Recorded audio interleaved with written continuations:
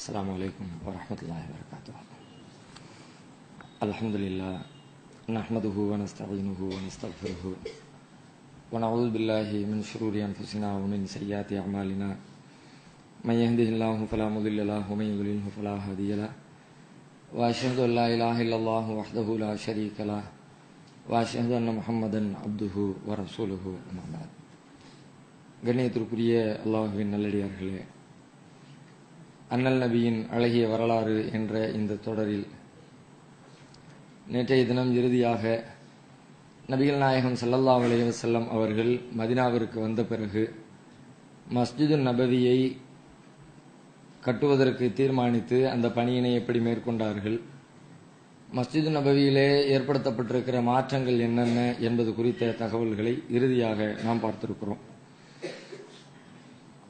அதில் சொல்லப்பட்ட செய்திகளுக்கான ஆதார எண்கள் புகாரியில 2325, 3780, 3906, 3581, 442 ஆகிய இலக்கங்களில் நேற்றைய தினம் சொல்லப்பட்ட செய்திகளுக்கான ஆதாரங்கள் பதிவு செய்யப்பட்டிருக்கிறது. அடுத்ததாக நபிகள் நாயகம் ஸல்லல்லாஹு அலைஹி வஸல்லம் அவர்கள் மதீனாவிலே மேற்கொண்டிருக்கிற வரலாற்று சிறப்பு மிகுந்த இன்னொரு நிகழ்ச்சி, வெளியூரிலிருந்து கூட்டம் கூட்டமாக திடீரென ஒரு சின்னஞ்சிறிய கிராமத்திற்குள்ளே நூற்றுக்கணக்கான முஹாஜிர்கள் குடியேறியவுடன் அவர்களுக்கான பொருளாதார தேவையை, வாழ்வாதாரத்தை சீரமைப்பதற்கு உரிய ஏற்பாடுகளை நபி அவர்கள் மேற்கொள்கிறார்கள். அதுதான் சகோதரர்களாக பிணைத்து விடுதல் என்று வரலாற்றிலே நாம் படிக்கிறோம். முஹாஜிர்களாக வந்தவர்களையும் மதீனத்து அன்சாரிகளையும் ஒருவரோடு ஒருவர் இணைத்துவிட்டு, நீங்கள் இரத்த பந்தங்களை போன்று, நிஜமான உறவுகளை போன்று, உங்களில் ஒருத்தர் இறந்துட்டாருன்னா அவருடைய சொத்துக்கு ஒரு வாரிசாவாரு அப்படிங்கிற அளவுக்கு ரெண்டு பேரும் ரெண்டரை கலந்தவர்களாக நீங்கள் உங்கள் வாழ்க்கையை அமைத்து கொள்ள வேண்டும் என்கிற கோணத்தில் சகோதரர்களாக ஆக்கக்கூடிய ஒரு வேலையை ரசூல் ஸல்லல்லாஹு அலைஹி வஸல்லம் செய்கிறாங்க. ஒரு மிகப்பெரிய ராஜதந்திரமான ஒரு முடிவு. அதே நேரத்தில் அல்லாஹ்வையும் ரசூலையும் நம்பக்கூடிய கொள்கையை கொண்டவர்களை தவிர வேற யாரிடத்திலையும் இதை நடைமுறைப்படுத்துறது சாத்தியமும் கிடையாது.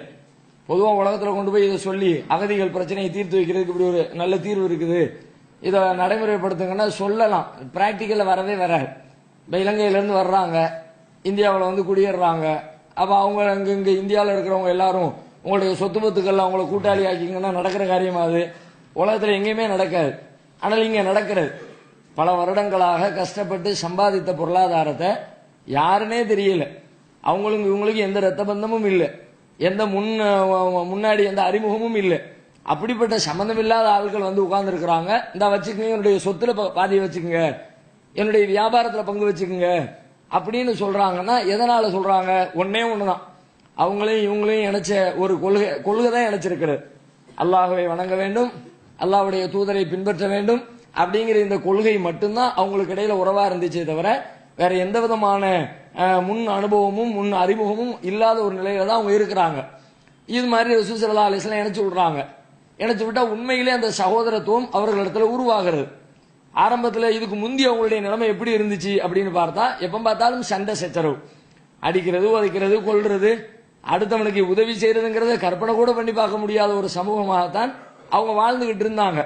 மதீனாவில் கேட்கவே தேவையில்லை, குழுக்களாக பிரிந்து பிரிந்து கிடந்தார்கள். ஹஸ்ரஜ், அவுஸ், பனு குரைலா, பனு நலீர், இந்த மாதிரி தனித்தனியாக டீமா இருந்தாங்க. ஒவ்வொரு டீமுக்கும் இடையில காலகாலத்துக்கு சண்டை நடந்துகிட்டே இருக்கும். ஏதாவது ஒரு பிரச்சனையை மையமா வச்சு சண்டை போடுறதே வழக்கமா வச்சுக்கிட்டு இருந்தாங்க. மக்காவை பத்தி கேட்கவே தேவையில்லை, அது இன்னும் அதை விட மோசமா இருந்துச்சு. அவங்களுக்கு ஒழுக்கம், நேர்மை, நாணயம், பண்பாடு ஒண்ணுமே இல்லாத சமூகமா அவங்க இருந்தாங்க. அப்ப அப்படி பிறரை அடிப்பது, துன்புறுத்துவது அதுவெல்லாம் சர்வ சாதாரணமாக இருந்த ஒரு சமூகத்துல நபிகள் நாயகம் எப்படி ஒரு பெரிய மாற்றத்தை ஏற்படுத்தினாங்க அப்படிங்கறத அல்லாஹ் குர்ஆன்ல சொல்றான். 3வது அத்தியாயம் 103வது வசனத்துல சொல்லுகிறான், வஅதஸிமு வذ்குரு நிஅமத்தல்லாஹி அலைக்கும், அல்லாஹ் உங்கள் மீது செய்த அருளை நீங்கள் நினைத்து பாருங்கள். இது குன்தும் அஅதாஅன், நீங்கள் விரோதிகளாக இருந்தீர்கள், ஒருத்தருக்கு ஒருத்தர் நண்பர்களாக உறவுகளாக எல்லாம் நீங்க வாழல. இது குன்தும் அஅதாஅன், நீங்கள் விரோதிகளாக இருந்தீர்கள். ஃபஅல்லஃப பைன குலூபிக்கும், உங்களுடைய உள்ளங்களுக்கு இடையிலே அவன் பாசத்தை, நெருக்கத்தை உண்டாக்கினான். ஃபஅஸ்பஹதும் பிநிஅமதிஹி இஹ்வானா, அவனுடைய அருளால் நீங்கள் சகோதரர்களாகவே மாறிவிட்டீர்கள். நிஜமான சகோதரனை எப்படி நேசிப்பாங்களோ அந்த மாதிரி சகோதரனாகவே நீங்கள் மாறிவிட்டீர்கள். குந்துமாலா ஷஃபா ஹுஃப்ரத்தின் மினன்னார், நீங்கள் நரகத்தினுடைய விளிம்பிலே நின்று கொண்டிருந்தீர்கள். ஃபஅன்கதகும் மின்ஹா, அல்லாஹ் உங்களை அதிலிருந்து காப்பாற்றினான், பாதுகாத்தான் அப்படின்னு அல்லாஹ் ரப்பல் ஆலமீன் 3வது அத்தியாயத்துல இந்த செய்தியை நமக்கு சொல்லி காட்டுகிறான். அப்ப இந்த மாதிரியான ஒரு நெருக்கம் அவர்களுக்கு இடையிலே ரசூல் ஸல்லல்லாஹு அலைஹி வஸல்லத்தால் உண்டாக்கப்படுகிறது, இணைப்பை உண்டாக்குகிறார்கள். நிறைய தோழர்கள், உதாரணமா அப்துல் ரஹ்மான் இப்னு அவுஃப், அவங்க வெளியூர்ல இருந்து வந்திருக்கிற முஹாஜிர், அவங்களோட மதீனத்தை சார்ந்த அன்சாரி சாத் இப்னு ரபியா 2 பேரும் நீங்க சகோதரர்களா இருந்துக்குங்க அப்படி சேர்த்து விடுறாங்க. அதே போல ஸயீத் இப்னு ஸைத் முஹாஜிர், அவங்களோட உபய் இப்னு கஅப் ரலியல்லாஹு அன்ஹு அவர்களை நீங்க 2 பேரும் உங்களுடைய பொருளாதாரத்தை சரி பண்ணிக்கங்க, 2 பேரையும் ஜாயின் பண்ணி விடுறாங்க. அம்மார் ரலியல்லாஹு அன்ஹு அவங்க ஒரு முஹாஜிர், அவங்களோட சாபித் பின் கைஸ் என்ற அன்சாரி தோழரை 2 பேரையும் ஒன்றாக இணைத்து விடுகிறார்கள். தல்ஹா இப்னு உபைதுல்லாஹ் ரலியல்லாஹு அன்ஹு அவர்கள் முஹாஜிர், கஅப் இப்னு மாலிக் ரலியல்லாஹு அன்ஹு அவர்களை அவர்களோடு ரசூலுல்லாஹ் பிணைத்து விடுகிறார்கள். சல்மான் பாரிசி ரலியல்லாஹு அன்ஹு அவங்க ஒரு முஹாஜிர், மதீனத்து அபூ தர்தா ரலியல்லாஹு அன்ஹு அவர்களை நபிகள் நாயகம் இணைத்து விடுகிறார்கள். இப்படியாக ஒரு 2 பேராக ஜாயின் பண்ணி விடுறாங்க. இதை நம்ம கேள்விப்பட்ட சில வரலாற்று செய்திகள் எல்லாம் இருக்கும். உதாரணமா அப்துல் ரஹ்மான் இப்னு அவுஃப் அவர்களுடைய வரலாறு ரொம்ப பிரபலமானது. அப்துல் ரஹ்மான் இப்னு அவுஃப் அவர்களையும் ஸஅத் இப்னு ரபியா ரலியல்லாஹு அன்ஹு அவர்களையும் ரசூலுல்லாஹ் 2 பேரும் சகோதரர்களா இருந்துக்குங்கன்னு சொன்ன பிறகு ஸஅத் ரலியல்லாஹு அன்ஹு சொல்றாங்க அப்துல் ரஹ்மான் இடத்துல, நான் மதீனாவிலே பெரிய செல்வந்தன், ஓரளவுக்கு நான் பெரிய பணக்காரனா இருக்கிறேன், நான் என் பணத்துல செல்வத்துல உங்களுக்கு நான் பாதி அப்படியே தந்துடுறேன், எல்லாத்தையும் எடுத்துக்கங்க அப்படிங்கிற மாதிரி அவங்க சொல்றாங்க. அப்துல் ரஹ்மான் இப்னு அவுஃப் ரலியல்லாஹு அன்ஹு அதுக்கு பதில் சொல்றாங்க, இல்ல உங்களுடைய செல்வம்லாம் எனக்கு இப்ப தேவையில்லை, எனக்கு நீங்க கடை வீதிக்கு வழியை காட்டுங்க, மார்க்கெட் எங்க இருக்குன்னு சொல்லுங்க, நான் போய் அங்க உழைச்சு சம்பாதிச்சு நான் பொருளாதாரத்தை திரட்டிக்கிறேன், நம்ம உறவா இருக்கட்டும், அதுக்காண்டி நீங்க பணம் தந்தா தான் உறவு அர்த்தம் இல்லையே, நானும் என்னுடைய பொருளாதாரத்துக்கு முயற்சி எடுக்கிறேன் அப்படின்னு சொல்லிட்டு வழியை கேட்டுட்டு வந்த உடனே நேரா மார்க்கெட்டுக்கு போயிடுறாங்க. கடை வீதியில போய் உழைக்கிறாங்க. என்ன உழைச்சாங்க, எப்படி செஞ்சாங்க அந்த தகவல் நமக்கு தெரியல. ஆனாலும் ஒரு உழைப்பை மேற்கொண்டு அன்று இரவு வீடு திரும்புகிறார்கள். சில பொருட்களை லாபமாக பெற்றுக்கொண்டு வருகிறார்கள், கூலியாக பெற்றுக்கொண்டு, பாலாடை கட்டி, நெய், இந்த மாதிரி பொருட்களை அன்னைக்கு அதுதானே கூலியாக இருக்கும், அதை வாங்கிக்கிட்டு வர்றாங்க. அதுக்கு பிறகு அப்படியே தினம் உழைத்து அவங்க ஒரு பெரிய செல்வந்தராக, அவங்க சேர்த்து விட்டாலும் பெரிய செல்வந்தர், இவங்களும் வரலாற்றில் சொல்லப்படுற அளவுக்கு ஒரு பெரிய செல்வந்தராக அப்துல் ரஹ்மான் இப்னு அவுஃப் ரலியல்லாஹு அன்ஹு அவர்கள் மாறிவிடுகிறார்கள். ஒரு கட்டத்தில் ஒரு நாள் ரசூல் ஸல்லல்லாஹு அலைஹி வஸல்லம் அவங்க அப்துல் ரஹ்மான் அவங்கள பாக்குறாங்க. பார்த்தா ஆள் பளபளன்னு இருக்கிறாங்க. அவங்களுடைய ட்ரெஸ், அதுல இருக்கிற அத்தர் மனம் எல்லாத்தையும் பார்த்தா மினுமினு இருக்குது. ரசூலுல்லாஹ் கேட்கிறாங்க, என்ன செய்தி, ஆள் ரொம்ப கவர்ச்சியா இருக்கிறீங்களே, கலையா இருக்கிறீங்களே, என்ன விஷயம் அப்படின்னு. அப்போ அப்துல் ரஹ்மான் ரலியல்லாஹு அன்ஹு சொல்றாங்க, அல்லாஹ்வுடைய தூதரே, எனக்கு திருமணம் ஆயிடுச்சு, ஒரு அன்சாரி பெண்ணை நான் திருமணம் செஞ்சுக்கிட்டேன், திருமணம் ஆயிடுச்சு அப்படிங்கிறாங்க. உடனே அடுத்த கேள்வி ரசூலுல்லாஹ் கேட்கிறாங்க, கம்சு குத்த, எவ்வளவு நீ மகர் கொடுத்தீங்க, நமக்கு திருமணம் ஆயிடுச்சு, அப்படியா, எங்க பொண்ணு எங்க, எவ்வளவு வாங்கினீங்க, எவ்வளவு காரு உண்டா, பங்களா உண்டா, இந்த பேச்சு நம்மிடத்துல கல்யாணம் முடிஞ்சிருச்சுன்னா இப்படி நம்ம கேட்போம். ரசூலுல்லாஹ் என்ன கேட்கிறாங்க, நீங்க உங்களுக்கு என்ன மகர் கொடுத்தீங்க அப்படிங்கிறாங்க. அப்ப அவங்க சொல்றாங்க, நவாத்திம் தஹப், ஒரு பேரிச்சங்கொட்டையின் அளவிற்கு தங்கத்தை மகராக கொடுத்து மதீனாவுக்கு கொஞ்ச காலத்துல திருமணம் முடிக்கிறாங்க. திருமணம் முடிக்கிற பொழுது ஒரு தங்கத்தை மகர் கொடுக்கிற அளவிற்கு, தங்க கட்டி ஒன்றை மகர் கொடுக்கிற அளவிற்கு அவர்களுடைய செல்வம் பெருகி இருக்கிறது. அதுக்கு பிறகு இன்னும் அவங்க அல்லாஹ் அவங்களுக்கு பரக்கத் செஞ்சா பெரிய செல்வந்தர்களாக மாறிவிட்டார்கள். இது அந்த அவர்களுடைய அந்த சகோதரத்துவ பிணைப்பிலே உள்ள ஒரு நிகழ்ச்சி, வரலாற்று செய்தி. இந்த காலம் ஓடிக்கிட்டே இருக்கு. இதுல கூட நீங்க நல்லா கவனிக்கணும், வெளியூர்ல இருந்து வரக்கூடியவர்களுடைய எண்ணிக்கை நாளுக்கு நாள் அதிகரித்து கொண்டே இருக்கிறது. பெருக பெருக பெருக எவ்வளவு பேர் தான் சேர்த்து விட முடியும்? ஒட்டுமொத்தமா வெளியூர்ல இருந்து வந்த எல்லாத்தையும் ஊர்ல இருக்கிற எல்லாரோடையும் சேர்த்து விட முடியாது. ஏன்னு கேட்டா அவங்களுக்கு ஒரு கெப்பாசிட்டி இருக்கணும்ல. இப்ப நீ அவங்களுக்கு பொருளாதாரத்தை கொடுங்கன்னு சொன்னா இருக்கிறவர் கொடுக்கறதுக்கு வசதி உள்ளவரா இருக்கணும்ல. வசதி இல்லாத அவரே சோத்துக்கு வெளியில உட்கார்ந்து இருக்க நேரத்துல உன் பங்கு கொடுப்பானே எங்க இருந்து கொடுப்பாரு? நானே கையேந்திட்டு உட்கார்ந்துட்டு இருக்கேன், இவருக்கும் சேர்த்துடா கையேந்தவா, அது சாத்தியப்படாது. ஒரு ஊர்ல ஒரு 100 பேர் இருக்கிறாங்கன்னு சொல்லி சொன்னா ஒரு 30-40 பேர் ஷேர் பண்ணிக்கிற வாய்ப்பு இருக்கும். ஒரு 50 பேருக்கு கூட ஷேர் பண்ணிக்கிற வாய்ப்பு இருக்கும். மீதி 50 பேரு நடுநிலையா இருப்பாங்க, ரொம்ப ஏழையா இருப்பாங்க, அவங்களோட எல்லாம் சேர்த்து விட முடியாது. இந்த நிலையில முஹாஜிர்களுடைய எண்ணிக்கை அதிகரித்து கொண்டே இருக்கிறது. மக்காவிலிருந்து வந்துகிட்டே இருக்கிறாங்க, அபிசீனியாவுக்கு போனவங்க ரிட்டர்ன் ஆகிக்கிட்டு இருக்கிறாங்க, பக்கத்து ஊர்கள்ல நாடுகள்ல இருக்கிறவங்க ரசூலுல்லாவோட சேர்ந்து இருப்போம்னு சொல்லிவிட்டு அவங்க எல்லாம் அங்கங்க இருந்து கிளம்பி வந்துகிட்டு இருக்கிறாங்க. அப்ப இந்த மாதிரி எண்ணிக்கை பெருகி பெருகி பெருகி முஹாஜிர்களுடைய எண்ணிக்கையை, அன்சாரிகளுடைய எண்ணிக்கையை விட, மதீனத்து வாசிகளுடைய எண்ணிக்கையை விட வெளியூர்காரர்களுடைய எண்ணிக்கை அதிகரித்து கொண்டே போகிறது. அவங்களுக்கு வேற வழியே இல்லை, என்ன பண்றது, வந்துகிட்டே இருக்கிறாங்க. இப்ப இந்த காலத்துல ஆனால் திடீர்னு ஏதாவது ஒரு தொழிலை உண்டாக்கலாம். அந்த காலத்துல அப்படி எல்லாம் தொழில் துறைகள் உண்டாக்க முடியாது. ஒரு தொழிற்சாலை ஃபேக்டரியை உண்டாக்கி நீங்க பொருளை தயார் பண்ணுங்க அப்படி எல்லாம் இன்னைக்கு உண்டாக்கிற முடியும். ரசூலுல்லாஹ் காலத்துல அதெல்லாம் வாய்ப்பு கிடையாது. என்னது பெருசா தயாரிச்சிட முடியும்? விவசாயம் தான். விவசாயத்தை தாண்டி வேற ஒண்ணும் இருக்காது. ஆடு மாடு வளர்ப்பு, ஆடு மாடு வளர்த்தாலும் கூட அவங்க லோக்கல்ல எவ்வளவு தேவை இருக்குதோ அவ்வளவு தான் வளர்க்க முடியும். ரொம்ப எக்ஸ்போர்ட்லாம் கிடையாது. சரிங்க, நம்ம வளர்த்து பேக் பண்ணி வெளிநாட்டுக்கு அனுப்பிடுவோம் அப்படி எல்லாம் சொல்ல முடியாது. அப்படிப்பட்ட காலத்துல என்ன செய்யறது? ஒண்ணு வழி இல்லை. வழி இல்லாதவர்களை ரசூல் ஸல்லல்லாஹு அலைஹி வஸல்லம் அவர்கள் நீங்க மஸ்ஜித் நபவியிலேயே தங்கி இருங்க, அங்கேயே நீங்க தங்கி இருங்கிறாங்க. அவங்க தான் வரலாற்றுல அஸ்ஹாபு சுஃபா, திண்ணை தோழர்கள் என்று அழைக்கப்படுறாங்களே அவங்க தான். அவங்களுக்கு வேற வீடு வாசல் கிடையாது, யாரும் அவர்களை சகோதரர்களா கூட்டிட்டும் போகல, அவங்களுக்கு தொழில் துறையும் இல்ல, வருமானத்துக்கு வழியும் இல்ல. ஆனா ரசூலுல்லாஹ்வை தேடி வந்துட்டாங்க. வந்து எப்படி இருக்கிறாங்க? மஸ்ஜித் நபவியில தங்குறாங்க. அங்க இருக்கிற வெளியில இருக்கிற ஒரு ஓலை குடிசை சாய்ப்புல அந்த இது போட்டாங்கல்ல, செட்டு போட்டாங்கல்ல, மேல ஈத்த நார் வச்சு போட்டாங்கல்ல. குபிலா மாறுகிற நேரத்துல இந்த சைடு ஆரம்பத்துல போட்ட அந்த மேற்கூரை அப்படியே இருந்துச்சு, அதுக்கு கீழே தங்கிக்கிட்டாங்க.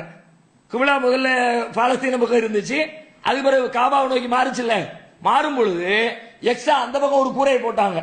இது பழைய கூரை இப்படி இருந்துச்சு, பழைய கூரைக்கு கீழே தங்கிக்கிட்டாங்க. அந்த கூரைக்கு கீழே இருக்கிற பகுதி தான் திண்ணை என்று வரலாற்றிலே சொல்லப்படுகிறது. அவங்க அங்கேயே தங்கிக்கிட்டாங்க, வேற வழி கிடையாது. ஆனா இவர்கள் எல்லாம் வந்து தங்குறாங்களே, அவங்களுடைய வாழ்க்கை நிலைமை எப்படி இருந்துச்சுன்னு பார்த்தால் உண்மையிலே நிதானமாக கருத்து ஊன்றி அவர்களுடைய வரலாற்றை படிக்க ஆரம்பித்தால் கலங்காத கண்களும் கலங்கியே தீரும். எப்படி ஒரு கஷ்டம், இப்படி ஒரு துன்பம், இப்படியான ஒரு வாழ்க்கை. இன்னும் சொல்ல போனா ஏன் இந்த துன்பம்? அவர்கள் எல்லாம் பிறவியில ஏழைகளா? அவர்களுக்கு என்று வீடு வாசல் இல்லாத அனாதைகளா? எல்லாருக்கும் எல்லாம் இருந்துச்சு. மக்கால இருந்து வந்தாங்களே, அவங்களுக்கு என்ன வீடு வாசல் இல்லாமலா இருந்தாங்களே? எல்லாத்துக்கும் வீடு இருந்துச்சு, தொழில்துறை இருந்துச்சு, அவங்களுக்குன்னு ஒரு குடும்ப பின்னணி இருந்துச்சு. எல்லாத்தையும் விட்டு புட்டு அல்லாஹ்க்காண்டி வந்தாங்க, மார்க்கத்துக்காக வேண்டி வந்தாங்க. மார்க்கத்தை நான் கடைபிடிக்கணும் அப்படின்றதுக்காக வேண்டி எல்லாத்தையும் இழந்துட்டு வந்து நிக்கிறாங்க. அவங்களை எல்லாம் நினைக்கும் போது நமக்கே வெக்கமா இருக்கிறது. நமக்கு அல்ல எவ்வளவு வாய்ப்புகளை கொடுத்திருக்கிறோம், ஆனா நாம என்ன பண்றோம்? மார்க்கத்தை மீறுகிற காரியங்களை சர்வசாதாரணமா செய்யணும். ஒரு தொழில் லாபம் கிடைக்கணும், பொய் பேசணுமா பரவாயில்ல, பொய் பேசினா தான் எனக்கு லாபம் கிடைக்கும்னா பொய் பேசிக்கிறேன். பேங்க்ல கொண்டு பணத்தை போட்டுட்டு வட்டியை வாங்கி, பேங்க் வட்டி ஹலால், பிரச்சனை இல்ல. என்னமோ நம்மளா ஒண்ணு பத்துவா அள்ளி விட்டுக்கிட்டு மார்க்கத்தினுடைய வரம்புகளை மீறக்கூடிய மக்களை அதிகமாக பார்க்கிறோம். ஆனால் துவக்க காலத்தில் இந்த இஸ்லாத்திற்காக வேண்டி, அல்லாஹ்விற்காக வேண்டி அர்ப்பணித்து வந்த நபி தோழர்களுடைய வாழ்க்கை என்பது அவ்வளவு ஏழ்மை என்று சொன்னால் வார்த்தைகளில் வர்ணிக்க முடியாத ஒரு ஏழ்மை. அபூ ஹுரைரா ரலியல்லாஹு அன்ஹு, அந்த அஸ்ஹாபு சுஃபால உள்ள அல்லாஹ் அவங்களும் ஒரு ஆளு. அபூ ஹுரைரா சொல்றாங்க, நாங்க எந்த அளவுக்குன்னு கேட்டா எங்களுக்கு யாராவது வெளியில இருந்து கொடுத்தா தான் உண்டு. வெளியில இருந்து யாராவது விருந்து கொண்டு கொடுப்பாங்க. ரசூலுல்லாஹ் வீடு பக்கத்திலே இருந்ததுனால ரசூலுல்லாஹ் வீட்டுக்கு வந்துகிட்டே இருக்கும், ஏதாவது வரும், நண்பர்கள் கொடுத்து விடுவாங்க. ரசூலுல்லாஹ் வீட்டுக்கு ஏதாவது தர்ம பொருள் வந்தால் உடனே இந்த பக்கம் திருப்பி விட்டுருவாங்க. ஏன்னா ரசூலுல்லாஹ் தர்மங்களை சாப்பிட மாட்டாங்க தானே, தர்ம பொருளை இங்க திருப்பி விட்டுருவாங்க. அன்பளிப்புகள் ஏதாவது வந்தா அதை எங்களோட ஷேர் பண்ணிக்குவாங்க, அவங்களும் கொஞ்சம் எடுத்துக்குவாங்க, எங்களுக்கும் கொடுத்துக்குவாங்க. இப்படி ரசூல் ஸல்லல்லாஹு அலைஹி வஸல்லம் அவர்களுக்கு வருகிற உணவிலே அன்பளிப்புல ஒரு கணிசமான பகுதியை இந்த திண்ணை தோழர்களுக்கு ரசூலுல்லாஹ் அனுப்பி விட்டுக்கிட்டே இருக்கிறாங்க. யாராவது திடீர்னு விருந்துக்கு கூப்பிடுவாங்க, அந்த விருந்தை வச்சு வயிற்றை நிறைச்சுக்குவாங்க. இப்படியே வண்டி ஓடுகிற அபூ ஹுரைரா ரலியல்லாஹு அன்ஹு சொல்றாங்க, சில நாட்களில் நபிகள் நாயகம் ஸல்லல்லாஹு அலைஹி வஸல்லம் எங்களுடைய உணவுக்காக பேரித்தம்பழங்களை தருவார்கள். ஒரு நாளைக்கு 7 பேரித்தம்பழங்கள். ஒரு நாளைக்கு 7 பேரித்தம்பழம் எதுக்கு கொடுக்குறாங்க? இப்ப நம்ம கையில 7 பேரித்தம்பழம் தந்தா என்ன செய்வோம்? எல்லாம் சாப்பிட்டு முடிச்ச பிறகு வெத்தலை பாக்கு போடுற மாதிரி 7 அள்ளி உள்ள தெளிக்குவோம். 7 இல்ல 70 கொடுத்தா கூட உள்ள போகும், சாப்பாட்டுக்கு பிறகு போகும். ஆனா இங்க சாப்பாடே அதுதான், உணவே அது. கொஞ்சம் கற்பனை பண்ணி பாருங்க, நகைச்சுவையா சொல்லுவாங்க சில பேர். சுகர் பேஷண்ட டாக்டர் சொன்னாராம், இனிமே நீங்க நைட்டு 2 கோதுமை ரொட்டி திங்கணும், சாப்பாட்டுக்கு முந்தியா சாப்பாட்டுக்கு பிந்தியான்னு கேட்டாங்க. இது நமக்கு உள்ள நிலவரம். ஆனா ரசூலுல்லாஹ் காலத்துல வெறும் 7 பேரித்தம்பழங்களை பங்கு வைத்து கொடுத்து விட்டு ஒரு நாளின் உணவு 7 பேரித்தம்பழம் எப்படி இருக்கும் கற்பனை பண்ணி பாருங்க. வயிறு நிறையுமா அது? இப்படி சொல்றாங்க. இந்த செய்தி புகாரியில நாம அபூ ஹுரைரா அவர்கள் அறிவிக்கக்கூடிய செய்தியாக பார்க்கிறோம். அதே மாதிரி அபூ ஹுரைரா சொல்றாங்க, நான் திண்ணை தோழர்கள் 70 பேரை பார்த்திருக்கிறேன். ரஅய்து சபீன மின் அஸ்ஹாபி சுஃபா, திண்ணை தோழர்கள் 70 பேரை நான் பார்த்திருக்கிறேன். மா மின்ஹும் ரஜுலுன் அலைஹி ரிதாவுன், அவர்களில் யாருக்கும் மேலாடை இருந்தது கிடையாது. 70 பேர் இருக்கிறாங்க, 70 பேருக்கும் ஒரே ஒரு ஆடை. தொழுகிற நேரத்தில் அந்த ஆடையை கழுத்திலே கட்டிக் கொள்வார்கள். ஏன்னா தொழும்போது தோல் மறைக்கணும்ல, தோல் புஜம் மறைக்கப்படணுன்றதுக்காக வேண்டி அந்த ஆடையை கழுத்திலே கட்டிக் கொள்வார்கள். அவர்களுடைய அந்த கீழ்ப்புறம் எல்லாம் வெளியில் தெரியும், முட்டுக்காலுக்கு வந்து நிற்கும், சில பேருக்கு கணுக்காலுக்கு வந்து நிற்கும். இந்த மாதிரி 70 தோழர்களுக்கும் மேலாடை இல்லாமலே பல காலங்கள் வாழ்ந்திருக்கிறார்கள் என்று அபூ ஹுரைரா சொல்லக்கூடிய செய்தி புகாரியில 442வது இலக்கத்திலே பதிவு செய்யப்பட்டிருக்கிறதை பார்க்கிறோம்.